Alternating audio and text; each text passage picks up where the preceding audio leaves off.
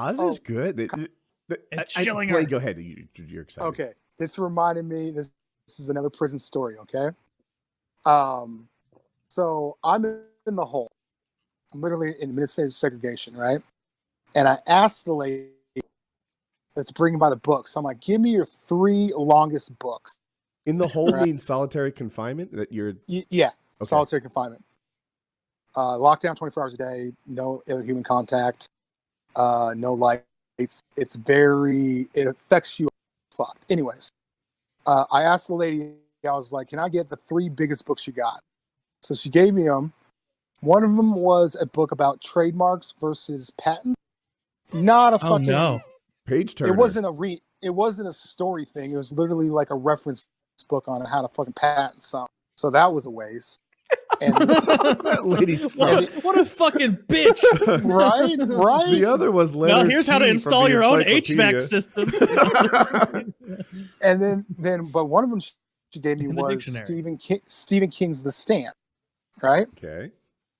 So 1,200 pages, and I'll break it down. $200 pages of introduction of random people. The fucking plague happens for fucking 400. Then after that's like the aftermath and all that other shit. Well, part of the story was they would just tell these random stories of these random people that you kind of assume are all gonna like be part of the story later, you know? Mm-hmm. Well, these two brothers, not but like brothers, like siblings, they go on a murder mission, and they one brother gets killed, the other one gets thrown into the penitentiary, and they put him in. So now Can you start over? They put him in solitary. Okay. They put him in solitary. No, I can just fill in the blanks. Oh, okay. Thank you. So I'm sorry, guys. Anyways, so they put him in the hole, solitary, whatever you want to call it, and I'm in the hole, solitary, what you call it. I'm like, oh, we're brothers now, cool. And it's like 3:00 in the morning, and then the plague hit, and it kills 99% of the population. That means everyone in the prison dies, but this dude, and he's in the hole. I'm scared shitless. Because if some shit were to happen where everyone dies but me, how am I getting out of? Like, yeah, you'd starve to death. Yeah, dude, I thought about it. I'm not really into the zombie apocalypse and anything, but I want to learn how to get gas from an abandoned gas station because I have no clue how. So just so you know, that doesn't work because gas goes bad. It has an expiration date. Oh. Well, I'm hoping it's like a couple days when everyone died off, and then I'm like trying to get some gas to head. I would assume you just head west. I don't know what the move. you just head west. You're gonna want to find yourself a horse. There should be a national. No, but gas lasts a while, Kyle. Like I've got gas that's 4 months old in my garage. It's working. There should be. I mean, it depends on the. So you've got gas for 4 months, but what I'm saying is like the apocalypse isn't going to have gas. National meeting. You can go where you want to go with gas. If there's a fucking breakout and half the world dies, where is everyone going to meet? Say, meet in Vegas right now or something. You know what I mean? Like pick a place that we're all going to migrate to. I don't want to meet up with the other survivors. I'm going to Montana. There's already nobody there. I know where I'm going, and I'm not telling. Montana was a red herring. I'm not going to Montana. That's where I stashed the chandelier. Yeah, that's right. That's the chandelier. So what were you? What got you in the hole, and how long were you in there? Like why'd they put you in there? Fuck it. I'm telling the story. Please battery last. I love Pinochle. I was playing Pinochle. Oh. And this guy named Sylvia for people who don't know, real quick, can you explain Pinochle? Just Pinochle is the greatest card game ever made. Some people don't know.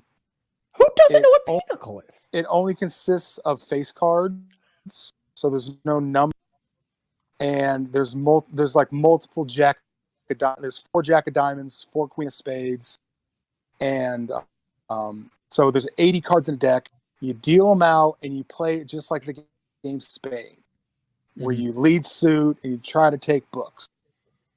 There's a lot more to it than that, but that's all I can really explain it to give you a simple gist of it. I love the game. I play it on my phone. I I've almost made it to old folks' homes where they were playing it because I wanted, like, those are the only people that play it, and fucking old people, like at old folks. Mm-hmm. They wouldn't let me in. So it was the most awkward conversation because I was, so who are you here to visit? I'm like, no one. I was just seeing if there's any action at the pinochle table. And they're like, sir, this is not a casino. It's the retirement community. And I'm like, can I go in there and visit the old people? They're like, no, you can't. Like, you don't let just like nice people come in and say hi to the old folks. They would love that. They're like, no, sir, you smell so strongly about that. Yeah, that fucking Gary's got his teeth on the table. It's getting real. You've got a cooler. Dolores has been on medication.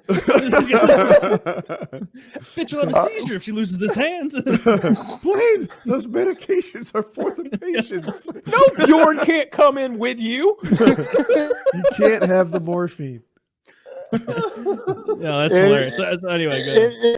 So I love Pinochle, and this dude this new inmate comes in and wants to play, and I could tell he's a degenerate gambler, and you don't get your money on your books the first week you're there. So I know I'm gonna have to wait a week, but I say fuck. So we play a couple games. Like, you're only playing like $1 a game, right? So I play a couple games, and I realize he's getting frustrated. So I fucking tell my partner, I was like, hey, dude, throw this game. Like, don't try to win at all. I'll fuck up. Just go with it. So we play the game. I gave him so many opportunities to win, and he's fucking up. But eventually, I literally reneged and set myself and like gave him the next thing. He won. He was ecstatic. He was like, I knew I could beat you, you bitch. I'm like, all right, dude, calm the fuck down. You want to play again? Like, I was kind of mad because I was like, I let you win, dude. Like, if you only knew that I let you win to string you along, but you're cocky thinking you fucking won the World Series here, dude. Like, stop it. So over the course of a week, I got him to where he owed me like $50. So I let him start playing $10 hands or $10 games, which is unheard of, to give him a chance to win back. I let him win one here and there. He owed me $300. 300, you said. Wow. 300. Okay. So the way, when you get someone in that kind of debt in there, you can only order $50 worth of store at a time. So I go, all right, dude, I'm going to get like $35 worth of stuff for me.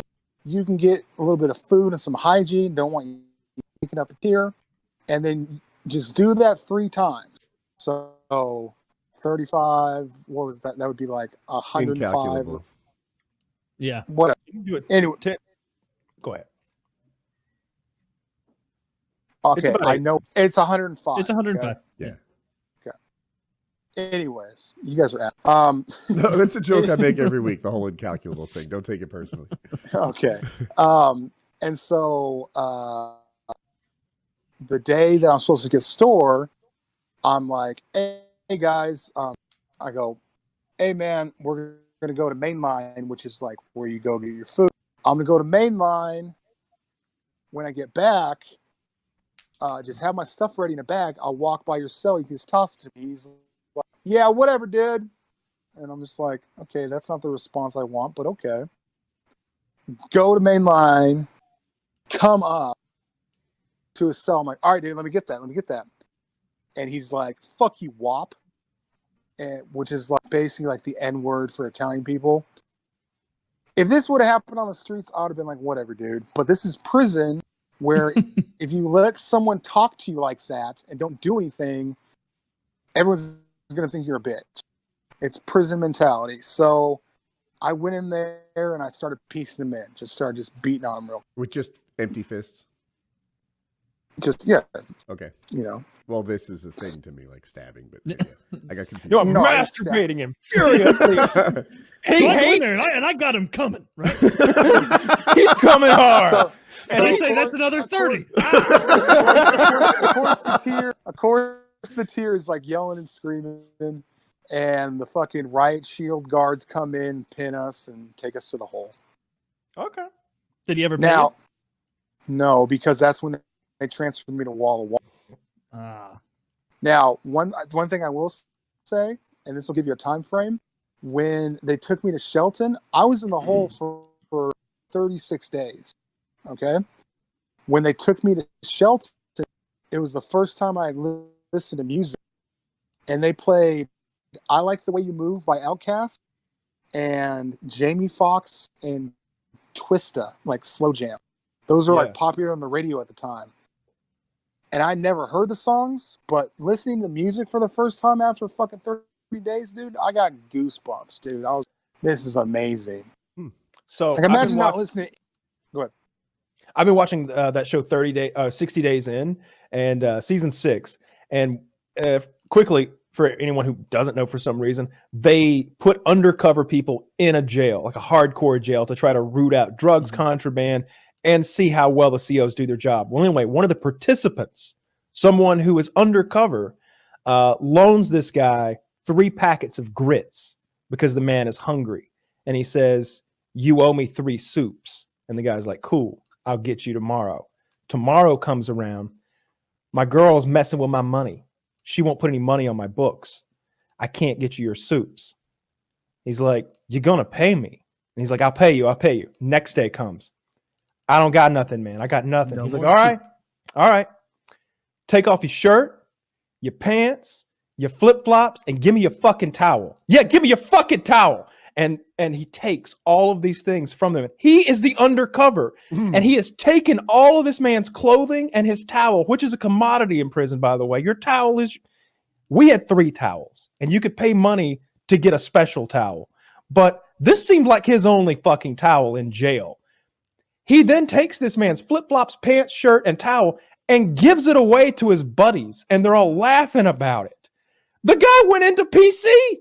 Yeah. He went protective custody after that. He feared for his life. Yes. Hey, Kyle. What an asshole. I have to slide this in, okay? So in Washington, you can get a care package up to 15 pounds. Okay. You can get Oboyo meat sent in. You can get books sent in, or you can have your family sending, but only once, like basically 4 times a year. Some dude had a beef with some other dude and had his girl send him 1 pair of socks in his package, and that was the only package you can get for 3 months. It was just a pair of socks. Fucked him over. So meanwhile, his family put together a fucking care package, and he's on the phone like, "Why'd you deny the care package?" He's like, "I would have never denied that. It's this fucking asshole sending me a pair of socks, and I signed for it now realizing it." That's fucked up. Yeah, that's super fucked up. We could get whatever we wanted anytime we wanted, like sent in. I mean, they would go through it. They read your letter. Of course. They'd scan it, drug dog on it and all that. But I had people send me books. So like Chiz sent me a bunch of books. Kitty sent me a bunch of books. And I read like voraciously. I went through Stephen King's got, I'm not going to say I went through half the Stephen King catalog, because that would, Did you read the 4 novella story thing, the different seasons? The what now? Or novella? The different, it's called Different Seasons. Where it's 4 not short stories, but the novella is basically not long enough for a book, short enough to be a short story. I read The Mist, the Shawshank Redemption, Apt Pupil, and Stand By Me all made movies from that. Okay. No, I read 11/22/63, The Mist, It, a good bit of The Stand. I was working on It when I got released, and I didn't go back to it. It was crazy long. The book It, and there were some others. I read a little bit of The Gunslinger. Do you ever get pissed at Stephen King when he spends 30 pages describing a dude's arm? Yes. It's like, come on, dude, let's keep this moving. Oh my! In 11/22/63, he was describing some guy who had diarrhea, and it was like 40 minutes of. I listened to an audiobook, so it must have been like 40 minutes spent on how his stomach was upset. to me, because I was, literally trying to kill time, sitting on my fucking bunk in prison. Take your time. We got nothing but it, Yeah. So like I didn't mind. I just try to do, I try to let my mind paint the picture that he's describing, and it becomes a little bit more visceral for me. So I didn't mind it. If I were listening to an audiobook, I could definitely understand that, especially you, because you're listening to it while you do stuff, and you're like wanting a hop along kind of story, and he don't do that too much. It's a little easier to follow when things are happening. Like you zone out and you could be like, wait, we're still on the diarrhea? For real? Yeah. Yeah. He had to buy incontinence pants, which I guess are big diapers, and there was this long story about how the guy behind the cash register reacted to the incontinence pants. And I'm like, oh my I had no goodness. problem with any of that. Send me a link to those. I had no problem with that part of the book. I liked that part of the book. It was showing you that time didn't want him to change time. Right. Reality itself was saying, no, stop trying to change fucking time. And it was like throwing any roadblock in his way it could. I liked that part in particular. I liked him going, because it was in the back of my head. It was like, God, is he going to shit his pants while he's trying to stop this murder? Like that's on his mind. I'm pretty sure he was wearing a diaper when he went to go be a hero.